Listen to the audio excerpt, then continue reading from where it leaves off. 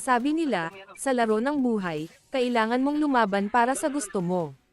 Pero paano kung sa laban na to, hindi lang stars at rank ang nakataya, kundi puso mo na rin.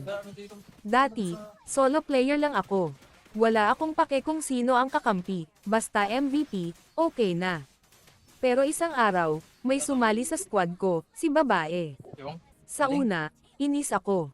Ang kulit niya puro chat ng hey, at nice game, B. Pero hindi ko alam, unti-unti na pala akong natatalo sa kanya. Sa bawat game, mas lalo kaming nagkakaintindihan.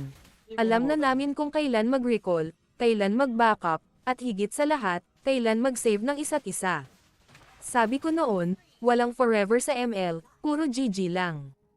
Pero parang gusto kong isugal lahat, dahil baka siya na nga yung forever ko. Pero hindi lahat ng laro panalo.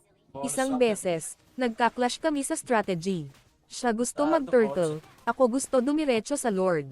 Ending, nag-away kami. Hindi niya ako nireplyan sa GC. Ang sakit, parang natalo sa 0 stars na game. Pero alam mo kung anong mas masakit. Yung hindi ko na siya kasama sa laro. Kaya kahit pride ko nakataya, nag-message ako. B, sorry na. Duo tayo ulit. At buti na lang, nag-reply siya ng isang bagay na bumalik ang lahat ng kilig. Akala mo ba iiwan kita? Ikaw ang buff ko sa buhay. Simula noon,